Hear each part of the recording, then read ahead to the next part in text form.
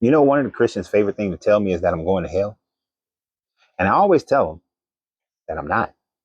I can't go to a place that doesn't exist. So how can I go to a place that doesn't exist, whether I believe in your God or not? And oftentimes they say, oh, hell is real, but you have no proof. Where's your proof of hell? Your Bible? Your Bible is the worst proof of hell that you can come up with, because your Bible shows the cultural changes that created hell into what you believe that hell is today. And then later cultural changes made even more changes as to what you actually believe today. Ask most Christians, who is dominant over hell? Who does the torturing over hell? They'll tell you that the devil is going to be torturing you, the devil and his demons. But their own Bible in Revelations doesn't say that. It says that the beast and the prophets of the beast and all his little imps and whatever not, and whoever's not found in the book of life, they all get thrown into the lake of fire. The lake of fire, and they're going to burn for all eternity.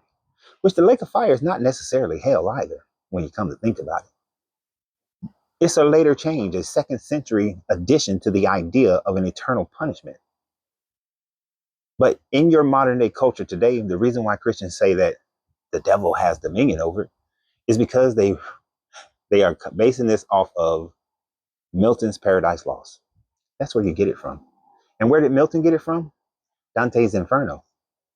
And where did Dante get it from? Well, hell, I don't know. But somewhere along the line between Dante, from Dante's Inferno down to around the 4th century BCE, all of a sudden, hell's got this devil and it's got demons and there's levels to this thing and there's levels to heaven and so on and so forth. And Catholics went through their purgatories and limbos and people got their 7 heavens and all kinds of things because they keep changing it based on cultural ideas and what artisans think heaven and hell is, what popes think heaven and hell is, what archdioceses and prophets and preachers think heaven and hell is.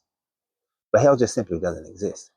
So if we strip away all the things that you've learned culturally about what hell is, but one, there's no one doing any torturing, everybody's just burning. Two, when you look at your Bible and you look at the transitions of hell, you'll see that it's not always been the same thing within your Bible. When you look at, and we're going in reverse here. When you look at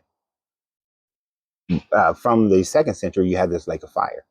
But prior to the lake of fire in the 1st century CE, then what you have in that situation is a mixture of a Greek idea of the underworld, heaven and hell. You see, in your New Testament, in the Greek, it calls it Tartarus. I know some are going to say it also says Gehenna, but that's the Jewish thing. But it says Tartarus. Tartarus is a place in Hades where bad people go. Elysium is a place in Hades where great warriors and good people go. And there are also other levels where, like mothers who died during childbirth, where children who died young, where they go. There are different places. There are different levels to it. Sounds a little Dante Inferno-ish, doesn't it? Exactly. So from the Greeks, 1st century Christians and Jesus thought that there was a Tartarus and an Elysium. They simply called it Abaddon in Abraham's bosom. Now, Paul did call it Tartarus. Jesus used the term Gehenna. Why would he use that term? Because Gehenna was just used as an example of what it's going to be like. Because Gehenna was a valley outside the walls of Jerusalem where there was burning of trash and they thought thieves and robbers go out there. He was just using it as a live example, something for people who can't learn by hearing. They need visuals. Didn't necessarily mean that to be exactly hell.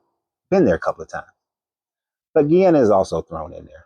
But the overwhelming idea in the 1st century and what Jesus was talking about was based on the Greek idea of Elysium and Tartarus. Now, when we move before Jesus, you still have Elysium, you still have Tartarus, while the Hebrews are under Greek control. They still call it Abraham's bosom. They still call it Abaddon. But where did they get it from? Because the Hebrews before Jesus, before the Greek invasion, they called it Sheol. You see, the Persians kind of changed things for them. The Persians came in, with their Zoroastrianism, taught them about Ahura Mazda, Agamemnon, taught them about the demons and whatnot, and taught them that there was a judgment day, and this judgment day will happen when every man is dead, and people will go to the hell or they go to the heaven. That theology, which transformed all monotheism around the world and is the model for monotheism that we have today, is what started moving the Hebrews into the Greeks and into the Hades and into the ideas of Hades with Tartarus and Elysium. But before that, when they were under Babylonian control and Assyrian control, they just called it Sheol. Sheol was just a dark, watery abyss of a place. And guess who all went to a Sheol? Everybody, every damn body. Because in the Babylonian, Assyrian thought process, everybody just died and went to this dark, dreary place. So no one went to heaven.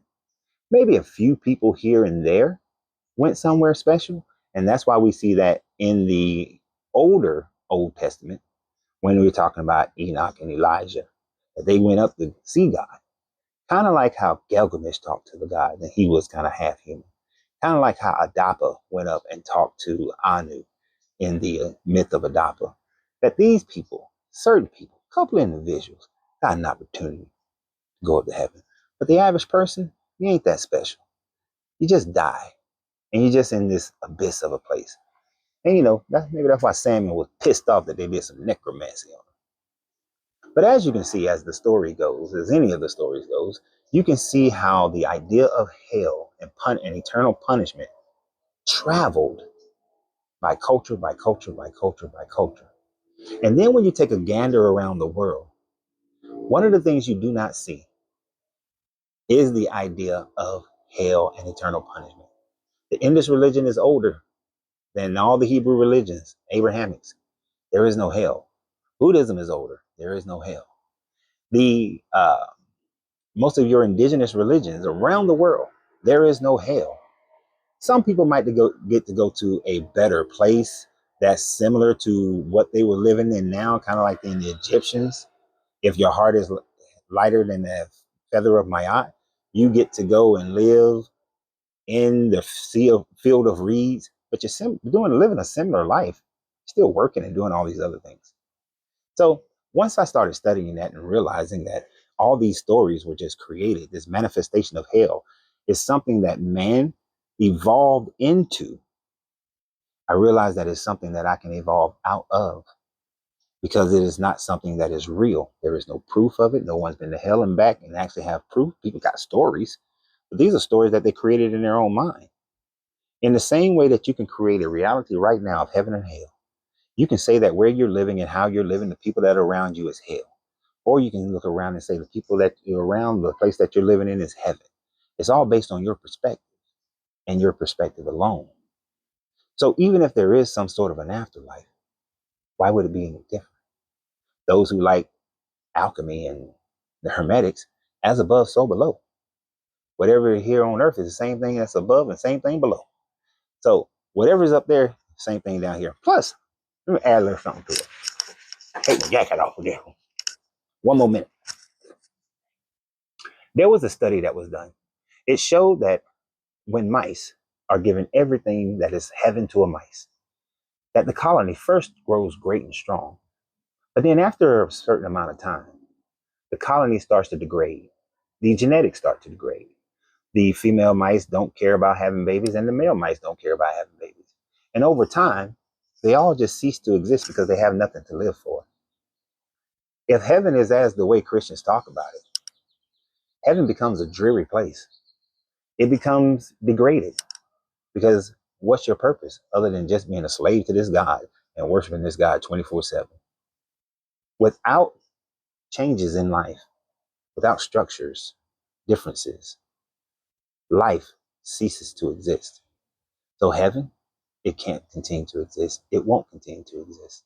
Nor will hell, because it's the same as well. So always remember, don't be afraid of hell. There is no hell. You'll find so much freedom in it.